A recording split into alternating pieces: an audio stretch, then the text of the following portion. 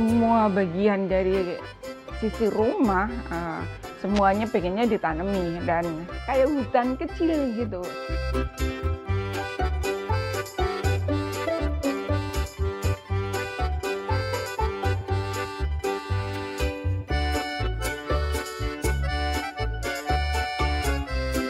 Bukan tidak sengaja kami membangun satu hutan kecil di rumah, karena memang sistem menanam yang saya terapkan adalah membangun kebun untuk membangun satu ekosistem yang ramah lingkungan di sekitar rumah.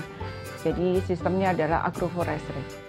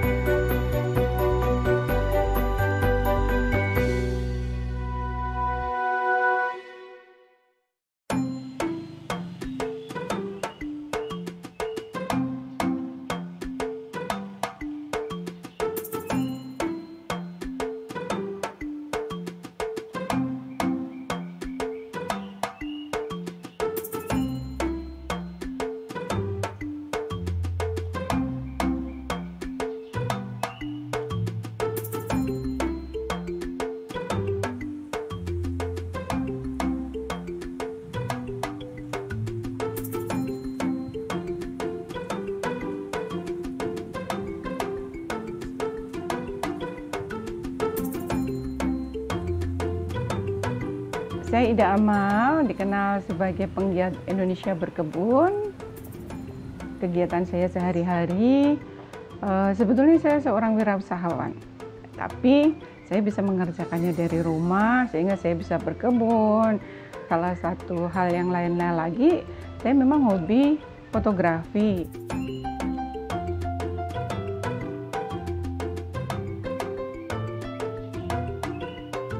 Teman-teman, ini masuk di kebun rooftop saya. Ini di lantai 2. Memang didesain untuk kebun. Semua yang saya tanam memang tidak satu jenis, tapi bertumpang sari. Kalau bahasa Inggrisnya pakai companion, jadi saling melengkapi supaya terbentuk satu ekosistem. Jadi ada tanaman yang tumbuh tinggi, ada tanaman yang merambat, ada tanaman yang di bawah, ada tanaman yang sedang. Nah, itu semuanya akan mengacu pada sistem berkebun dengan sistem agroforestry. Nah, sistem agroforestry ini cenderung meniru konsep yang berlaku di hutan.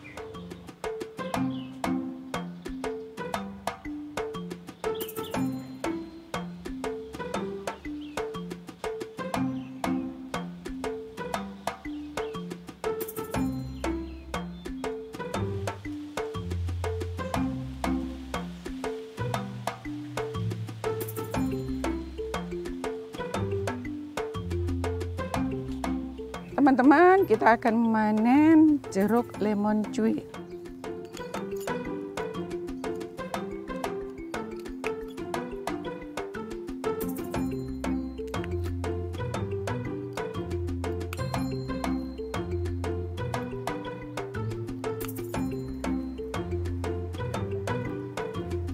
Tanaman jeruk ini, saya memanfaatkan buahnya, daunnya, bisa untuk konservasi kupu-kupu. Jadi daun ini adalah makanan kupu-kupu jeruk. Sekaligus saya nanam manfaat secara ekonomi, tetapi saya juga melakukan untuk konservasi kupu-kupu.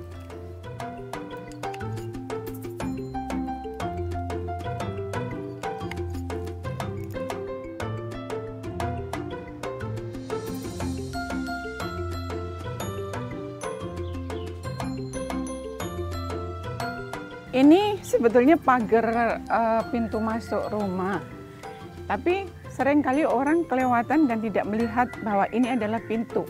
Karena saya menanam markisah yang saya rambatkan ke pintu pagar. Nah, ternyata markisnya tetap berbuah gitu.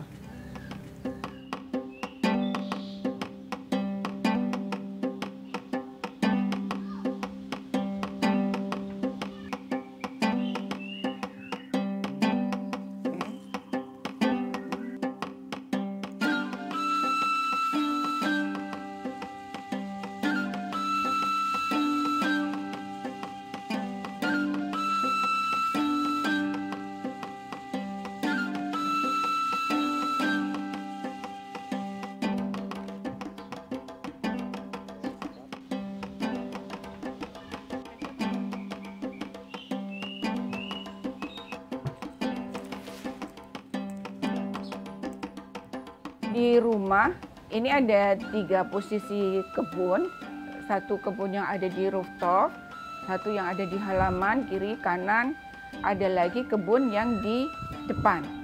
Nah, kebun di depan itu ada kebun yang isinya hanya tanaman tabulampot, itu isinya tanaman buah. Terus ada lahan fasum. Nah, lahan fasum ini saya minta izin sama RW di komplek ini untuk mengelolanya. Kebun ini akhirnya saya gunakan juga untuk konservasi kupu-kupu.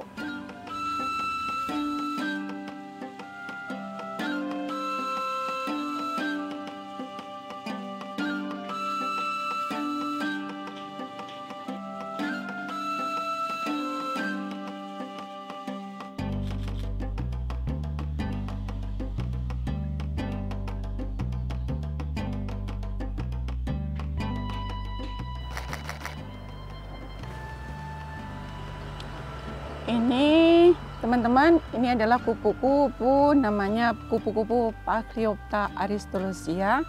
Dan kalau di perkotaan kupu-kupu ini sudah termasuk kupu-kupu yang langka. Dan posisinya saya sekarang ini ada di kebun, sebetulnya ini fasilitas fasum yang saya minta izin ke pengelola untuk saya gunakan sebagai contoh dari kebun percontohan kalau kita di rumah.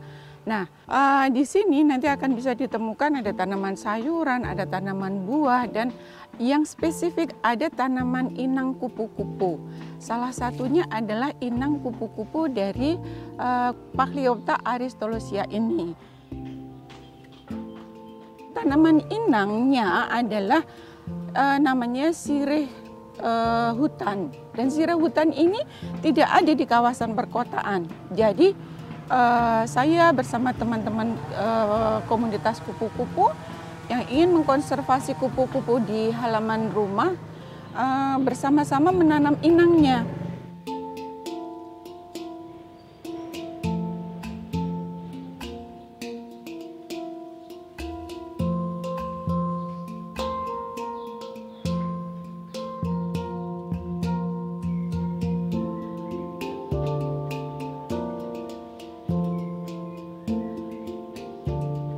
Karena saya menanam inangnya, maka kupu-kupu ini bisa datang dan dia bertelur menjadi ulat, kemudian jadi kepompong dan menetas menjadi kupu-kupu yang cantik seperti ini. Nah, artinya apa? Apa yang saya lakukan di kebun ini untuk mengkonservasi kupu-kupu ini berhasil. Jadi kupu-kupunya bisa datang, bertelur, menjadi ulat, menjadi kepompong, menetas jadi kupu-kupu lagi. Dia kawin, nantinya akan bertelur lagi. Bahagia banget, lihat ini. Bagus kan?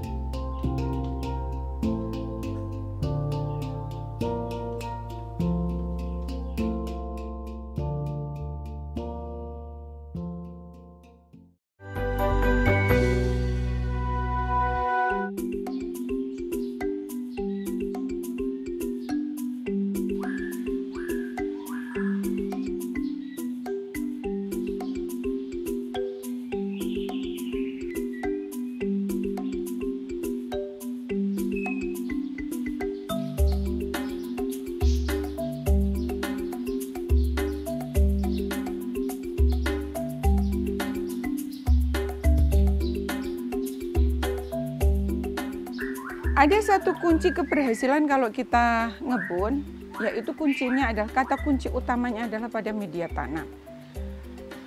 Semua media tanam yang saya gunakan untuk kebun saya, baik yang di rooftop maupun di planter, mau di pot, mau di rice bed, adalah menggunakan perbandingan antara 1 tanah, 2 pupuk kandang atau kompos, yang ketiga adalah sekam. Kenapa harus ditambahkan dengan pupuk kandang? Pupuk kandang ini sebagai sumber karbon, sumber makanan dari bakteri di dalam tanah. Terus kenapa digunakan sekam? Sekamnya boleh sekam bakar atau sekam mentah. Tujuannya adalah untuk membuat pori-pori di dalam media tanamnya.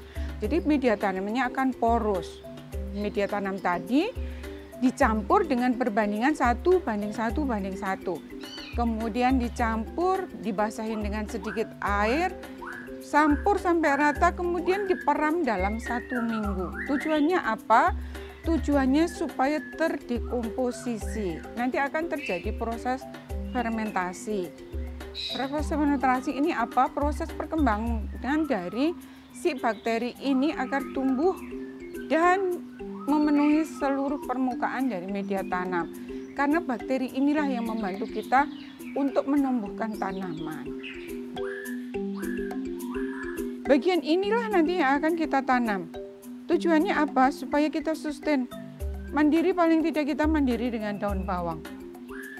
Pastikan setelah daun bawang kita potong, tidak langsung ditanam, tapi biarkan dulu permukaan potongan ini menjadi kering, supaya nanti tidak mudah busuk.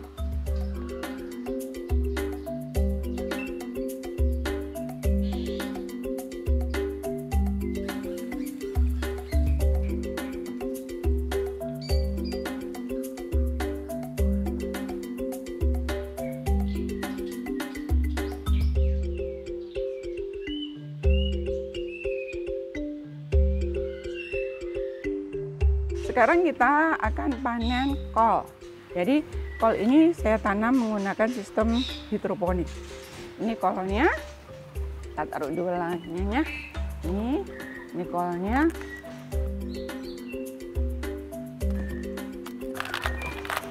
Nah, ini daunnya masih bisa kita makan ini masih bisa dimasak. Tuh.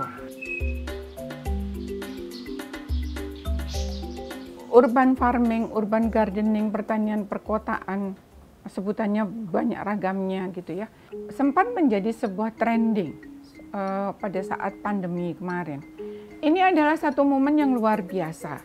Itu sebabnya kami termotivasi lebih kuat lagi untuk sharing menanam sayuran, buah-buahan, dan yang lainnya di halaman rumah.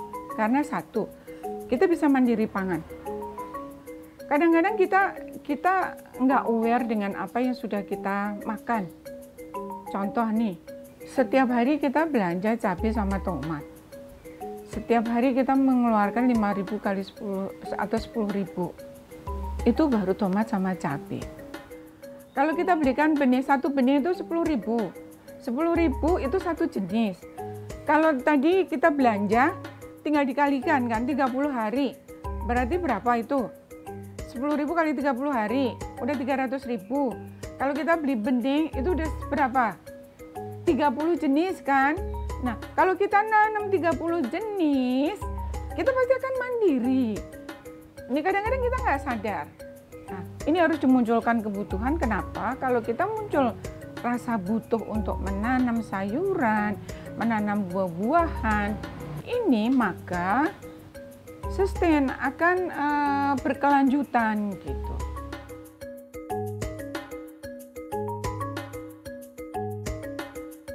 Sekarang kita panen bumbunya satu lagi, bawang merah. Oke? Nah, bawang merah ini saya menanamnya di pot. Cara nanamnya menggunakan bibit dari sisa dapur. Ini caranya gampang. Ini sudah kita tinggal panen. Tuh, kan? Ini bisa banget ditanam di pot. Jadi jangan ragu-ragu. Untuk bawang merah biasanya kita bisa panen di bulan ketiga. Biasanya kalau yang profesional itu 65 hari sudah bisa dipanen gitu. Kalau kita yang baru mulai-mulai ya sudah enggak apa-apa, mundur sampai 3 bulan is okay.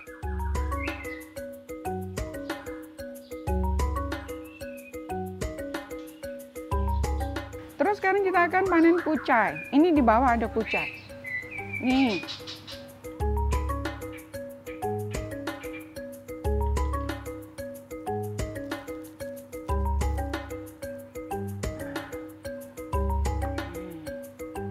Ini panenan kita pagi ini. Kan? Seneng nggak? Seneng banget gitu. Kita bisa panen sayuran dari halaman rumah kita sendiri untuk mencukupi kebutuhan pangan di rumah.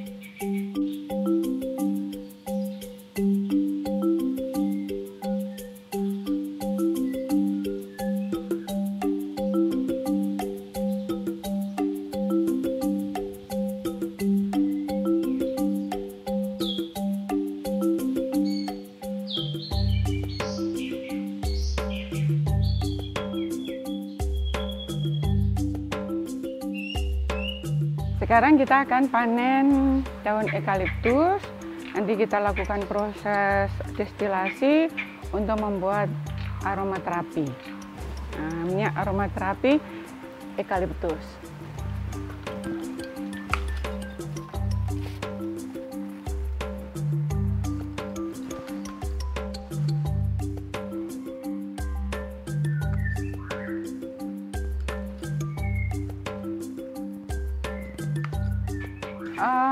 Tanaman eukaliptus ini saya nanamnya nggak sengaja karena ada keinginan untuk melakukan sesuatu yang berbeda aja. Waktu itu beli benih dari online, kebetulan dari luar, terus judulnya eukaliptus gitu. Wah, ini sesuatu yang luar biasa gitu. Jadi awal dari keisengan, saya semai, tumbuh, saya tanam, jadi besar seperti ini. Kemudian muncullah ide untuk melakukan destilasi. Akhirnya saya bisa membuat minyak aromaterapi dari tanaman yang saya tanam sendiri dari benihnya. Itu sesuatu yang luar biasa.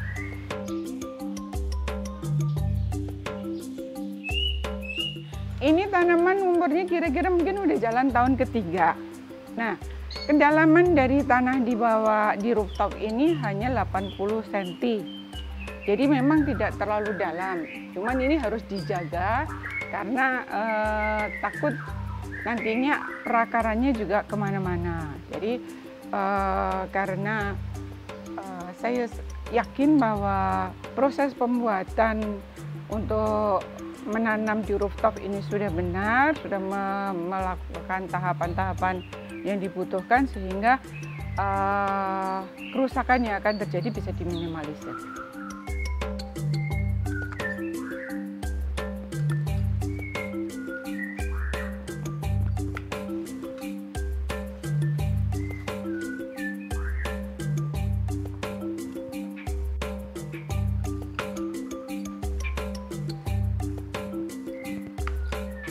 Ini daun eukaliptus yang sudah dipanen tadi, kemudian akan kita proses untuk proses destilasi.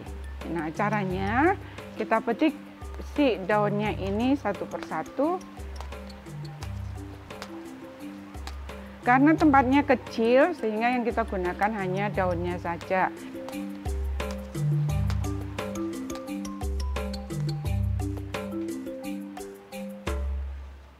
Bu Ida punya tanaman berapa banyak jumlah dan jenisnya gitu kan.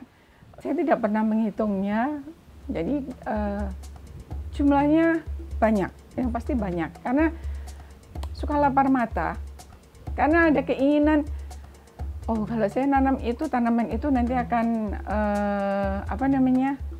survive di rumah, berarti tanaman itu tuh tidak hilang gitu. Kalau melihat dari kebun yang di depan sama yang di halaman, isinya adalah tanaman buah. Nah, tanaman bunga ini sebagai pelengkap. Buat saya sebetulnya tanaman bukan karena saya harus bisa makan, tetapi tanaman itu menjadi satu kesatuan. Sekecil apapun tanaman itu, kalau dia mempunyai daun, dia mengalami proses fotosintesis, maka dia akan menghasilkan oksigen dan menggunakan karbon dioksida dari atmosfer. Jadi manfaatnya selalu ada.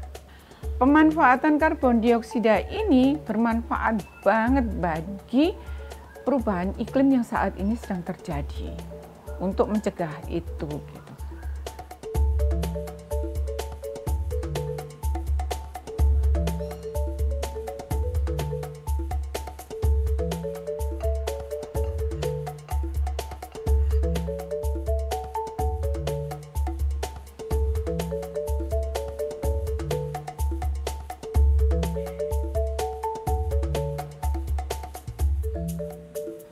Buat teman-teman yang sampai sekarang masih ragu-ragu untuk menanam, coba kita renungkan bersama kondisi lingkungan kita yang saat sekarang ini terjadi. Satu, musim yang kita tidak bisa prediksi.